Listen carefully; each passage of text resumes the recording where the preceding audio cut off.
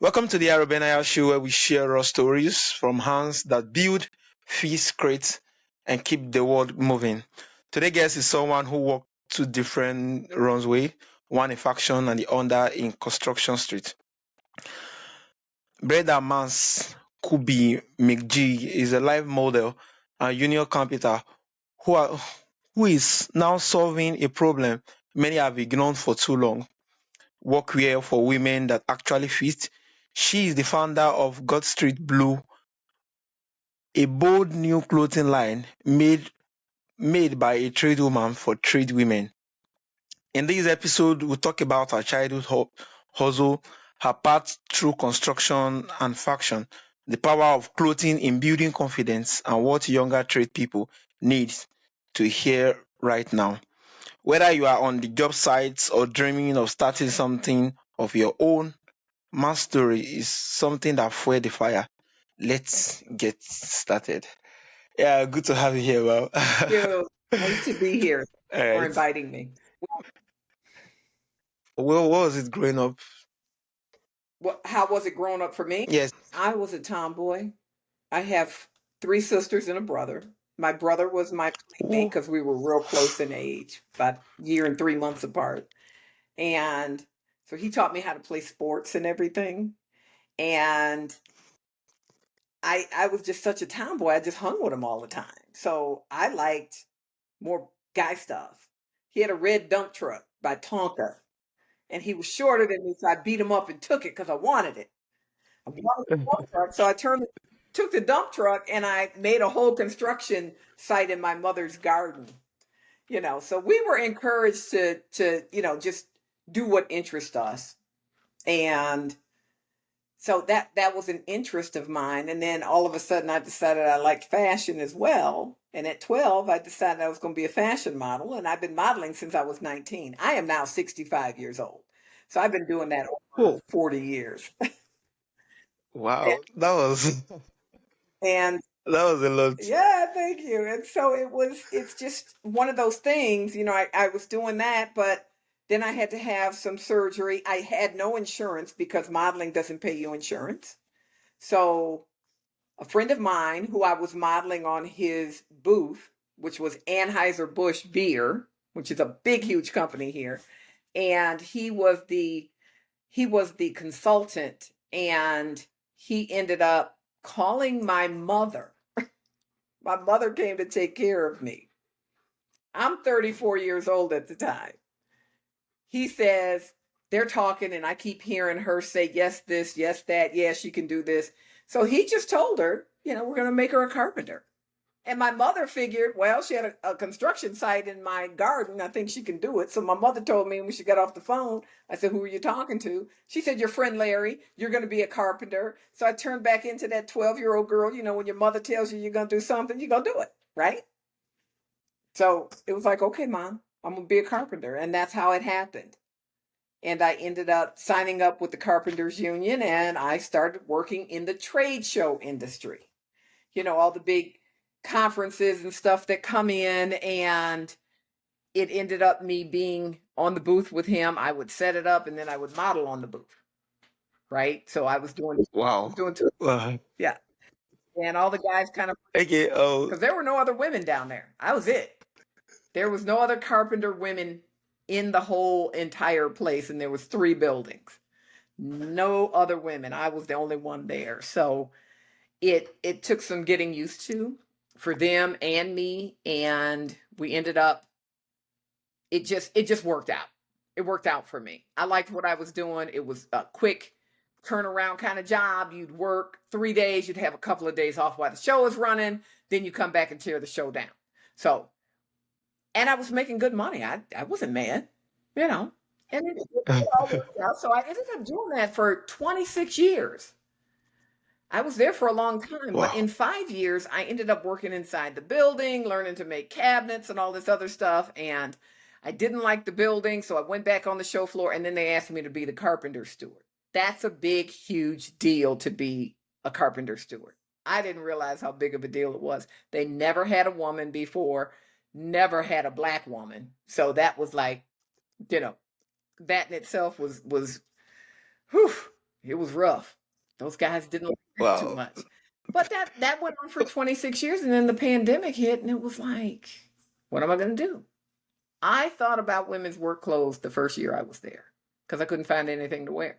There was nothing. I mean, nothing. There was not one company out there that sold women's work clothes for what I was doing. And so what I ended up, I would wear men's stuff. It was too big. If it fit my hips, it didn't fit my waist. If it fit my waist, it's not going to fit my hips. I couldn't get them all the way up. Or the crotch was down to my knees. The pants were under my feet. It was just like, it was ridiculous. So big shirts. And it's dangerous having on clothes that don't fit well. So I thought about this Yeah. company back in 94, 95, drew drawings of what I would wanted to make and all this other stuff, and ended up putting it on the back burner for 21 years because I was working so many hours and moving up the ladder in promotions and stuff that I just didn't have the time. So once the pandemic hit, our industry shut down first. And when our industry shut down, it was like, what you gonna do? Then everything shut down, right? So nobody could do anything. We couldn't do anything from March of 2020 until like November, February of 2022. It was either November 21 or February 2022. So it was rough. And so I had to like just retire. I could because I was at it the right age. I was 60 and we could do early retirement with full benefits. So I just went ahead and retired. Wow. Husband's like, I'm looking at him like, hey, what am I going to do, dude? What I got to do something. And he's like, you're going to start that company you've been talking about for 20 years. So that's what I did. I just started the company back up. And then I had a friend who was much younger than me. We used to trade online together during the pandemic, trade stocks. And we were talking. She said, well, what are you going to do with the company? I said, I don't know. I don't know what to do next.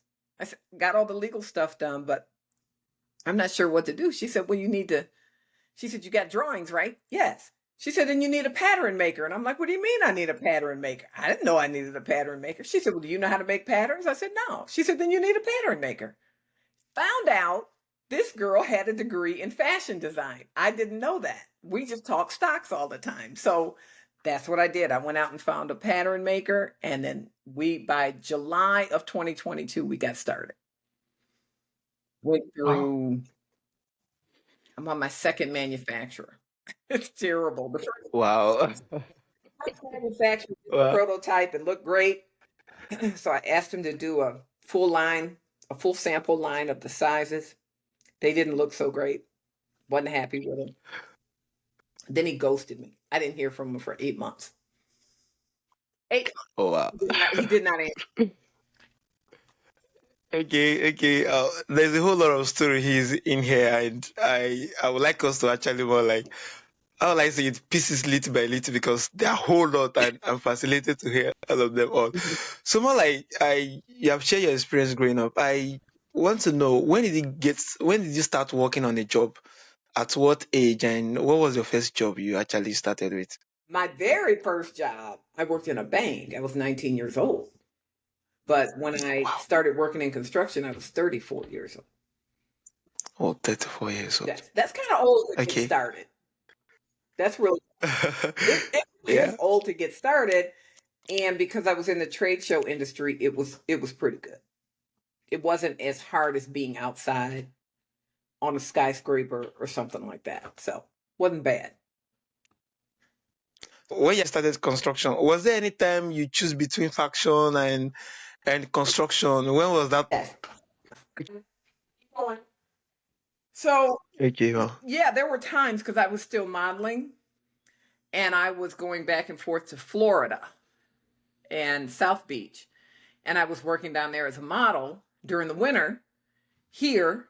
And then it was like, do I stop doing that? Do I stick with the carpentry stuff? So there was about 2 to 3 years where I was bouncing back and forth. And then I just decided to stick with the carpentry. It paid more. And I didn't have to worry about what I was eating. I could eat whatever I wanted. Yeah. So that was it. I just made that decision probably, what was it, 90, about 97. I just decided this. Okay. And then 99, they made me the union steward. So I was always at work. That's when you take care of the whole entire show floor. You have to know all your carpenter's jobs and you have to know everybody else's job. So you didn't cross over and do each other's work. You didn't want them to do Oh wow. yours Wow. and you didn't want to be doing theirs. So there was big fights on the show floor about that's my work, blah, blah, blah. Okay. So when you're doing fashion alongside with the construction work, it was that means the fashion stuff, then the modeling was more like a side project. Your construction job was more of the main job, because from your description. My main job, yes, because modeling for years was my main job. I would do little side things like bartend or something in the evening while I was modeling. And then I started doing acting, so I did a lot of commercials. But, they come far and few between, so you have to supplement your income. And so I was Yeah. doing other jobs, but the carpentry just made more sense. It was more money. I had a lot of time off because of the type of carpentry I was doing. But I also enjoyed it because every day was a different, going to a different job, It was pretty cool. I enjoyed it. Okay. Okay. Tell us more about your experience, the Capital Union, how the job went, how you started, the role you started in, and how you start climbing the ladder. Well, it was being the only woman. I started through Larry Cooper, who got me into the union and let me work on Anheuser-Busch booths. So we put these booths together. The guys had to kind of figure out how to work with me. They were a little nervous because they were like, is she going to work? Is she just here? Is she, just some pretty girl who wants to come in and not do anything? I like to work. So I'm picking up heavy stuff with them. But I'm also learning at the same time because it was all foreign to me. I wasn't quite sure how all this worked. I mean, the booth was a double decker. It looked like a small house. It was like 100-foot by 100-foot booth. It was huge. And we built a double decker on it. You had people lifting the walls up. We had to bolt them together, all that stuff. So I learned a lot about the trade show industry and how to get these booths together and how to bring them down, because you maybe had 5 or 6 days to put it up. You had to get it down in less than 2 days. And I mean, taken apart, packed up, back in the crates, everything sealed up and labeled and ready to go to the next show, because they just use this stuff to go to show to show to show to show. And I ended up traveling with them. So I traveled all over the country. I was in California, I was in Washington, I was in DC, I was in New York. I mean, I went everywhere with them. And so I got to learn a lot about how you get the carpet down, how you start setting the booth up. And as I was there, the union was going through a lot of stuff. And they were trying to diversify. They didn't have a lot of Black people in the union. They definitely didn't have a lot of women. So I kind of fit the bill for 2 things. And they were in need of getting a new steward. They wanted this Black guy, but he was in a different local. And they had already switched a guy from another local, and it did not work out well. People got angry. So they were like, well, let's use her. She's Black and she's a woman, so we're killing 2 birds with 1 stone, right? And that's what they did. And they asked me, did I want to do it? And I was like, I'll give it a try. And I ended up liking it. It's one of those confrontational jobs. And I'm just going to say it. I'm a woman. I like to argue. So it was like they wanted to argue, so I would argue with them. And I usually won. So, because at the time, people couldn't come into the convention center and just set their stuff up. You had to hire union labor. So that was my job, was to say, you can't do this. You have to go get a carpenter to do this. A carpenter. So that's what I did. And then, I was a union steward for 21 years. Wow. And it just... that was... Yeah, it was amazing. It was an amazing thing, but it was also interesting to watch these guys, because the older guys, it's kind of an easy job and then not, but you're not physically doing a lot of stuff like you would be if you were building the booth, but your hours Okay. were really long. You were there all the time. I missed all kinds of graduations with my girlfriend's kids and birthdays and dinners and stuff like that, because I was always at work. But it gave me a really good life, so I couldn't be mad about it. And I enjoyed it so much that I was kind of disappointed when the pandemic hit and I had to leave. I was okay with doing. I was okay. But it gave me the opportunity. I think this is what I was supposed to be doing a long time ago, was the clothes aspect for women Yeah. construction. So, some So more like universe what? pushes you to go do something right. Yes, yes. So more like what the aha moments, when did they actually happen? More like when did it just dawn on you, being that you just I need to make workwear for women that actually fits. I know you actually make reference of it started during the pandemic, but when did it just strike? Was it during the pandemic when you sat at home, you were raising a whole lot of stuff? Or yeah, I just want to know, when was that aha moment? It was sitting there the whole time. It was sitting there for 21 years. That it was just, and probably even longer than that. That I had made all this stuff up, and I just did not want to be one of those people that sat at home after they retired and didn't do anything. I was 60 years old. I have a lot of energy, and it was like, I'm not going to sit there and do that. And so when my husband said, do your business, and then I thought about it, and even 26 years later, women still had nothing to wear.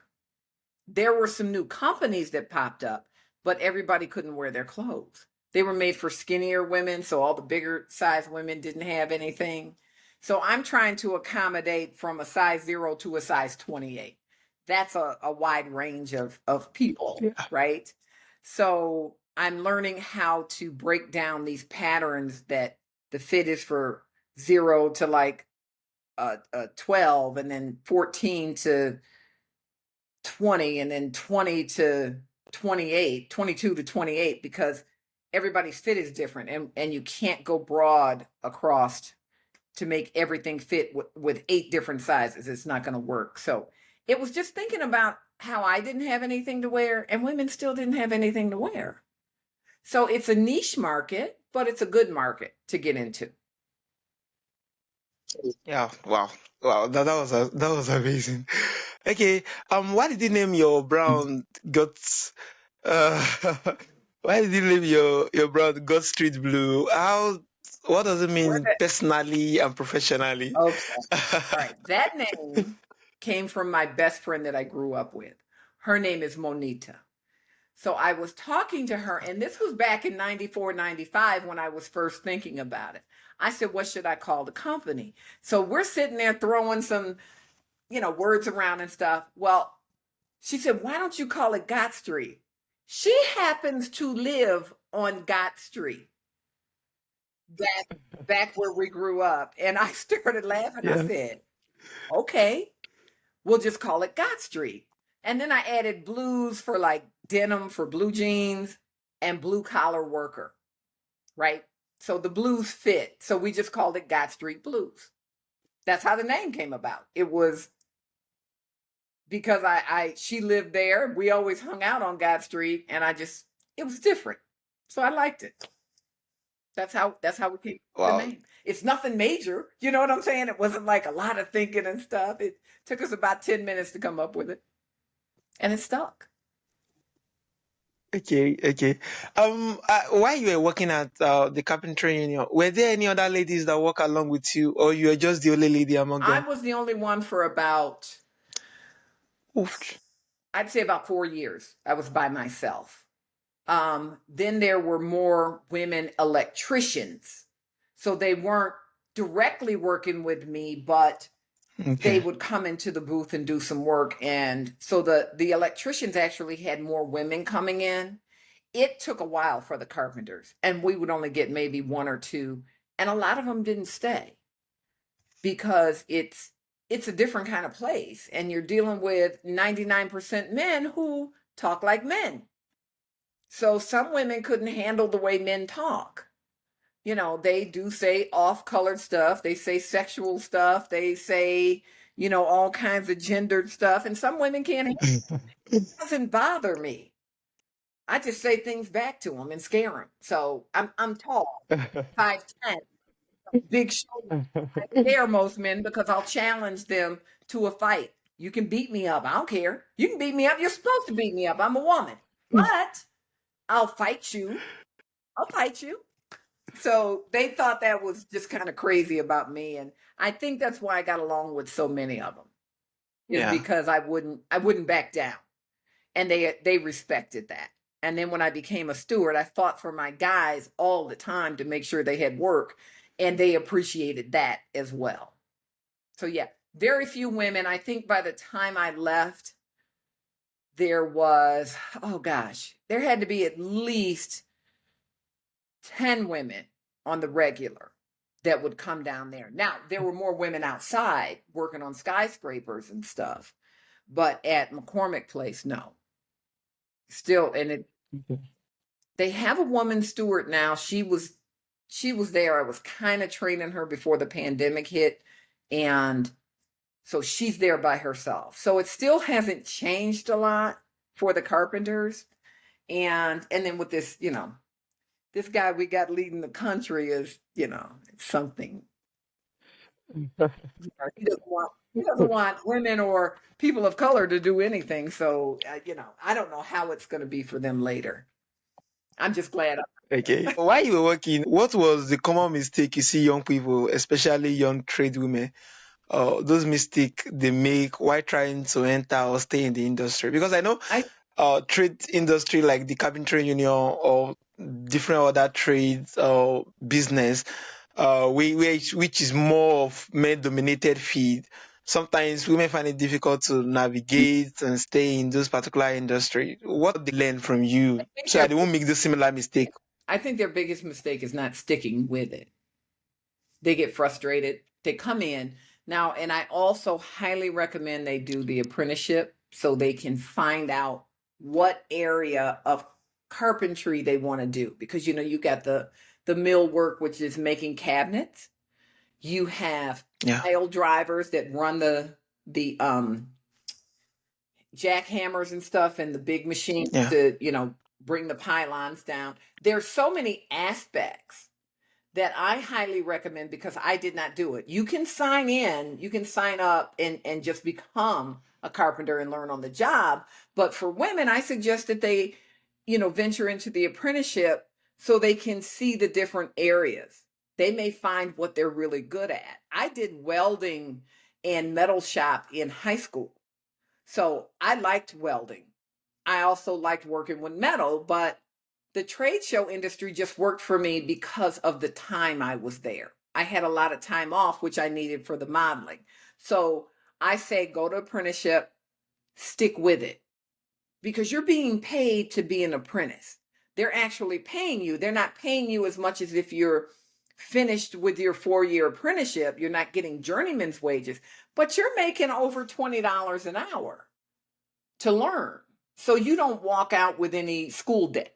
You know, all these student loans they talk about here in this country, it's like ridiculous. And so why not go work for somebody who's paying you to learn?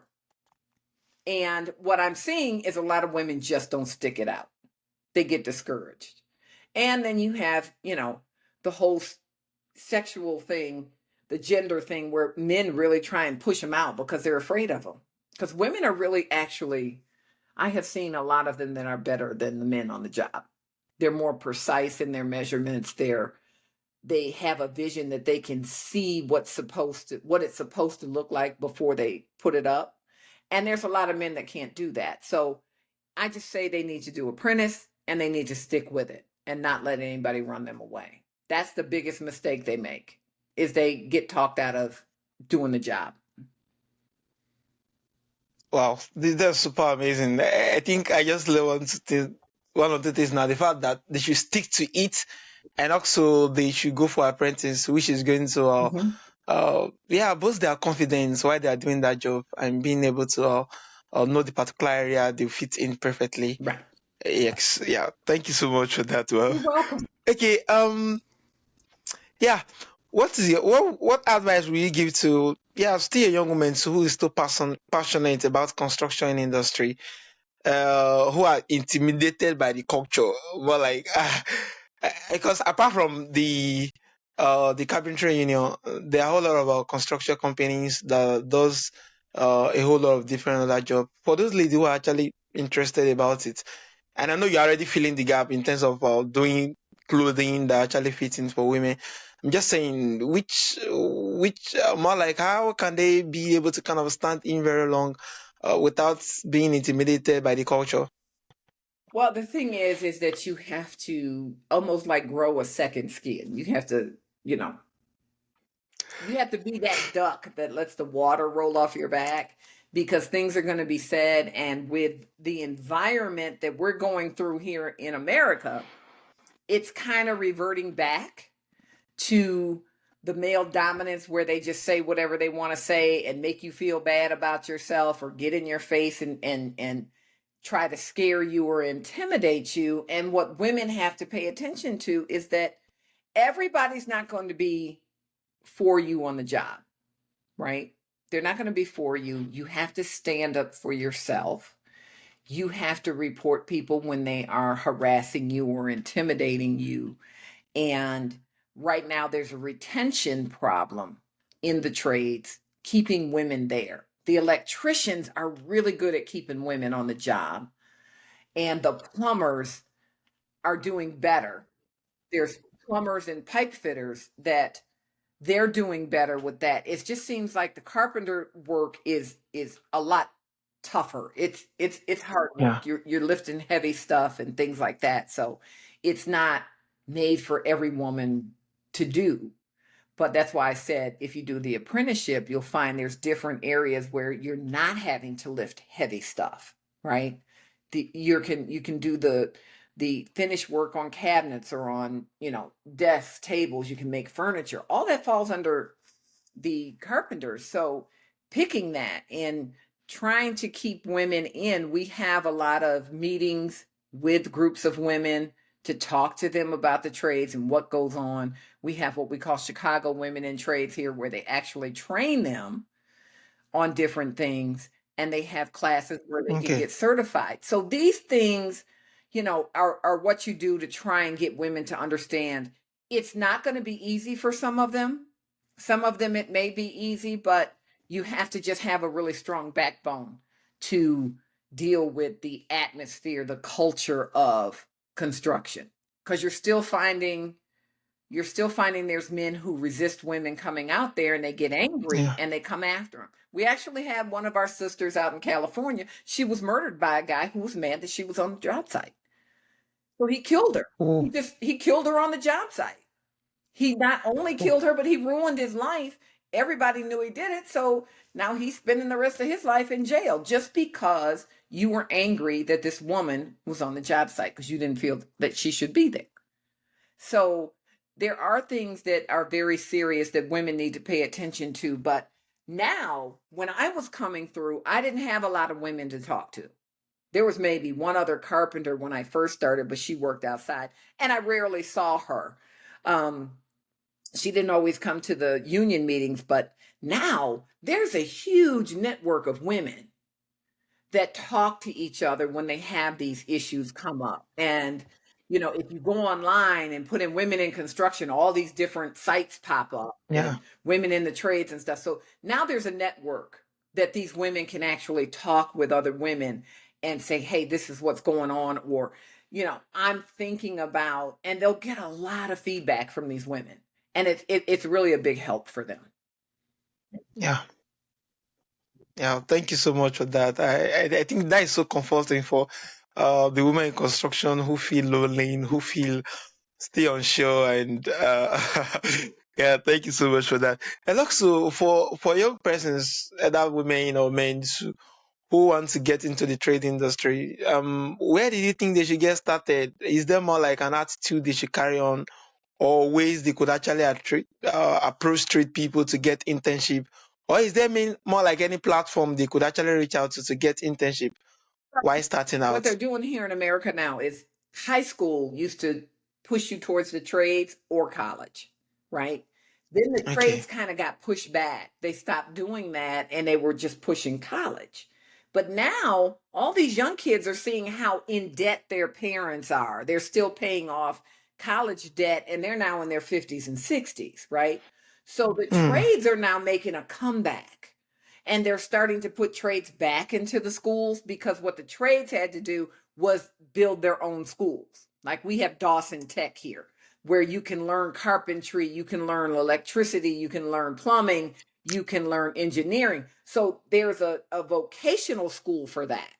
So now you're starting to see counselors in high school direct them when they know they're not a college kind of kid. I wasn't a college kind of kid, but I just got directed in a very strange way. But they're now pushing kids to go into the trades. So hey, and every trade has their own apprentice program. Every Yeah. trade out here has their own apprentice program. When they open up, all the tradespeople start sharing it with other people. Say, hey, if your kid is interested in this, because most kids have to be 18 years old to get into the apprentice Yeah. program. So they're starting to push it and they're starting to bring the trades back into the high schools.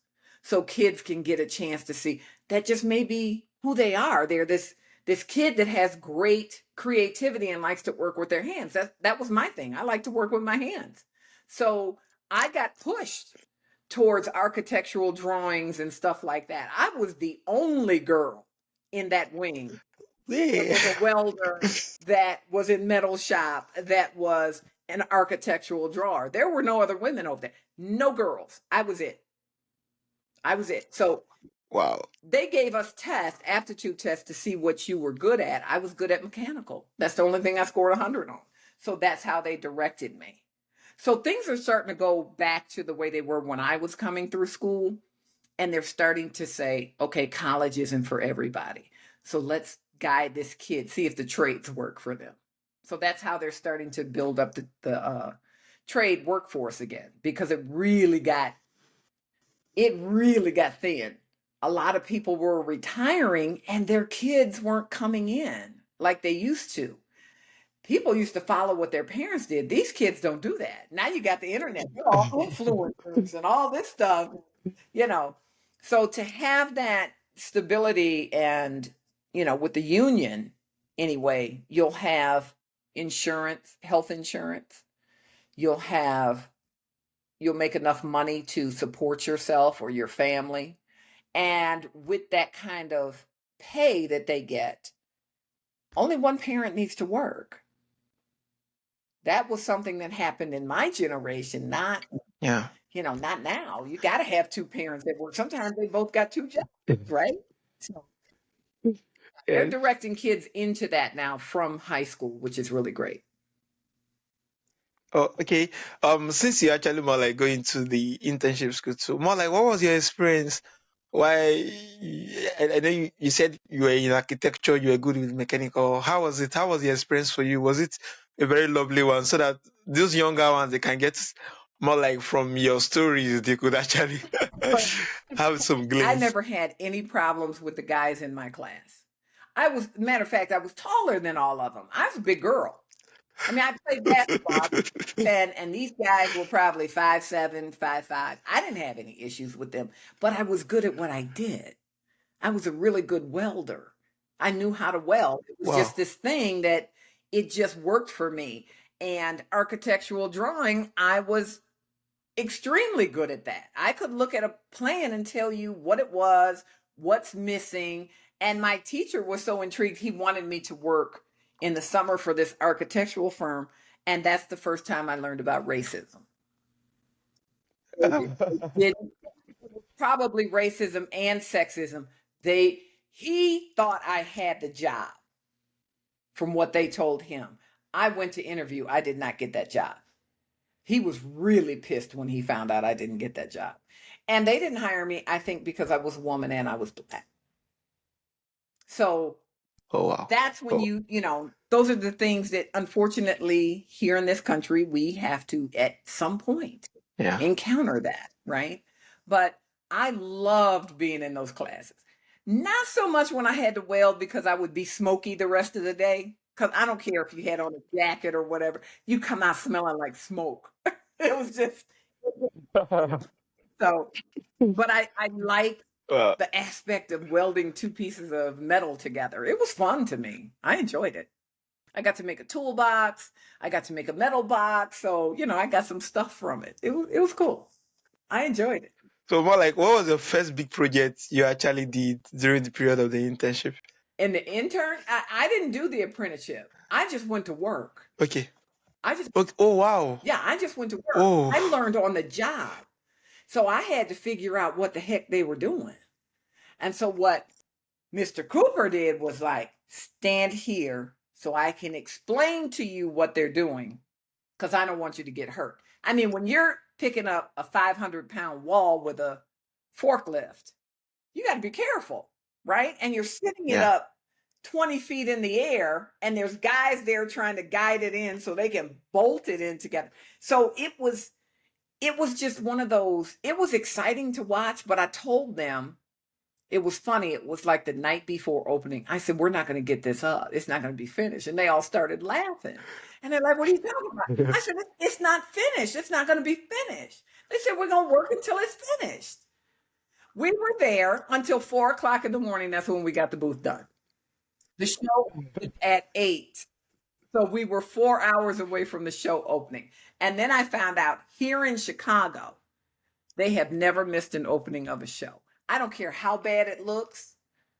I don't care if it's a half hour before it opens. That show is going to open up and that booth is going to be up. So it was a great learning experience. I enjoyed it because, like I said, it was like going to work every day and doing something new instead of sitting behind a Yeah. desk and typing out stuff. It was a new adventure every day. I can't even tell you all the crazy stuff I saw down there. So it was fun for me. I enjoyed it. Well, this is super amazing. I think the reason why I'm saying this is amazing is the fact that a whole lot of persons who are into trade business sometimes they don't have this confidence most times working with their hands. They just more like see those who go for college as the big thing and look down on themselves, being that they work with their hands, they do those or handy job. So sometimes I'm like, what was the change of mindset that made you this confident in what you do? And I think just because that I was raised that way to be confident. Ooh, My mother she had 4 daughters and she knew how tough it was to be a woman and to venture out because she didn't have a job for a long time. She was a stay-at-home mom and she wanted to work. She was very intelligent. She was handy. I learned everything from her. I learned how to strip floors and resand them and restain them.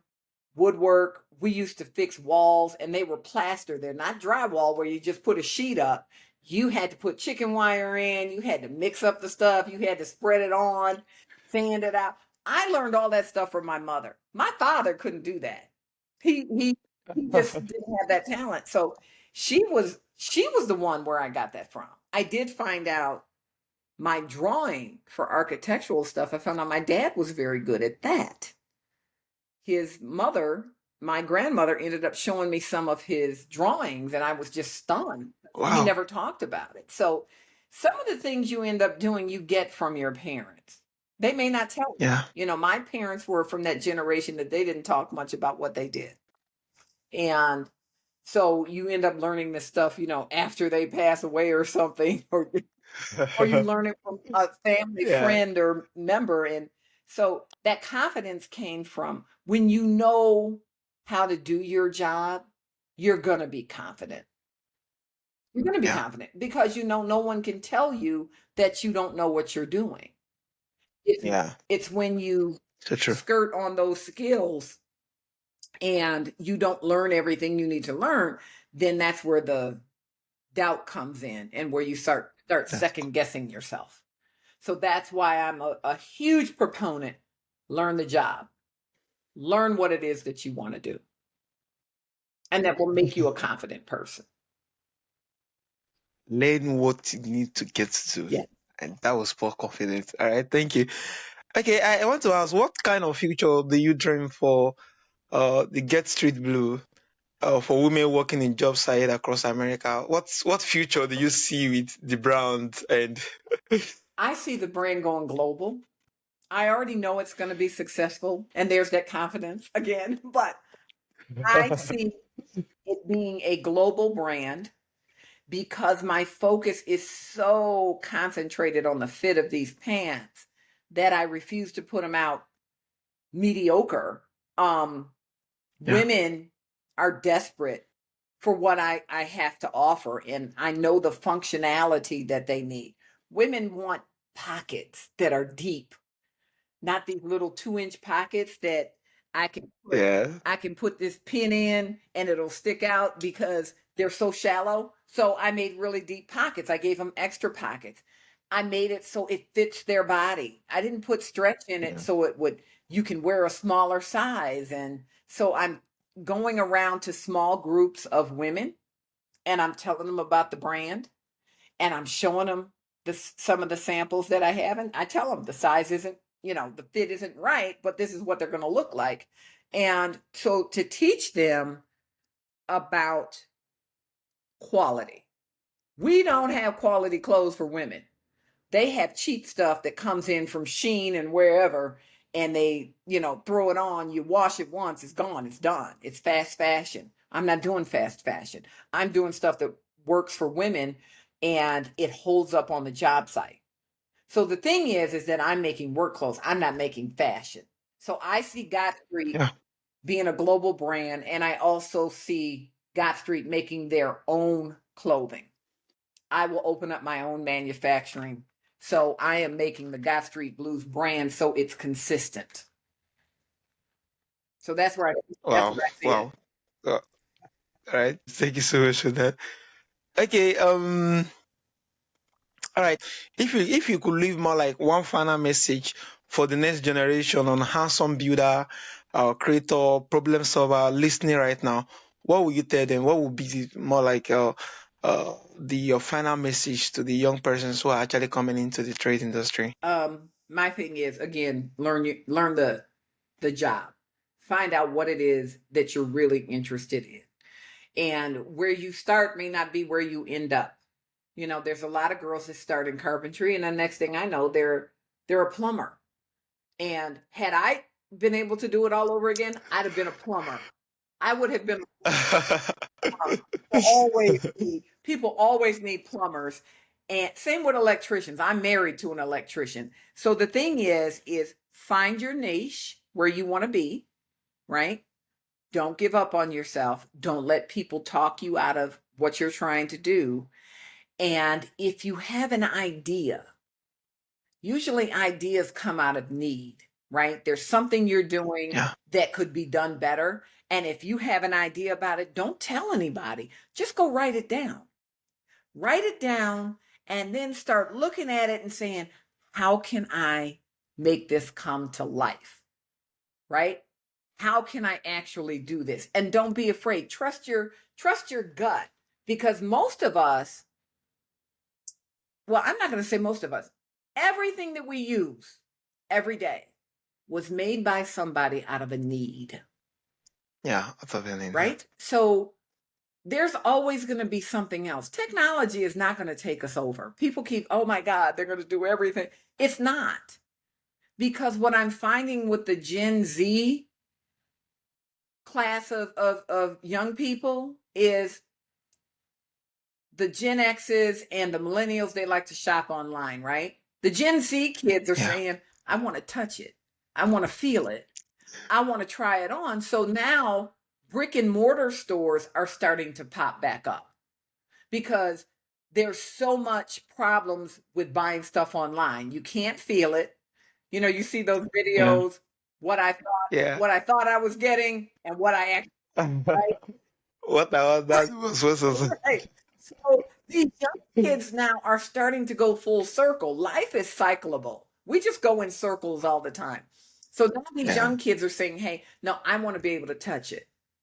So we're starting to see more retail open up, right? And you're also starting Yeah. to see businesses are getting smarter because you're seeing more women open up businesses.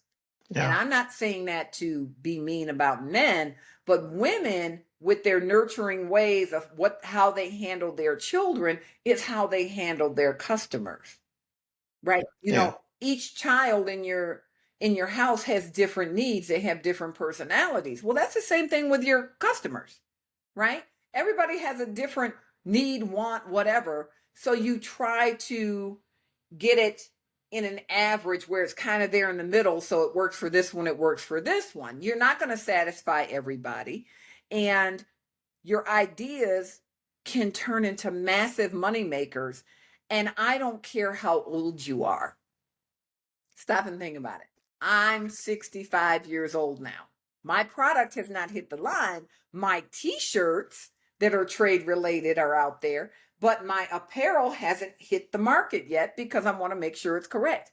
So if I can do it, start at 60, and now I'm 65 and I'm still doing it, any kid, I don't care if they're young, middle-aged, or old, don't ever stop thinking you can't do that, because you can. Wow. Thank you so much. Thank you so much for that.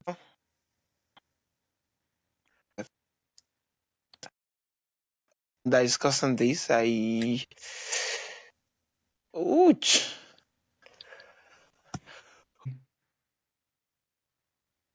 I will just read the final before we actually call it day.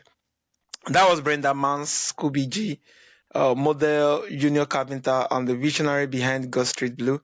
Her stories remind us that confidence isn't just about mindset. It starts with something as simple as the right fit. If today's episode speaks to you, share it with someone who needs a little inspiration to keep building, designing, or daring to do what hasn't been done before. You can learn more about Brenda Maxx and support her workwear movements at godstreetblue.com. This is Aro Benaiah Show, where we spotlight the builder of tomorrow. See you in the next episode.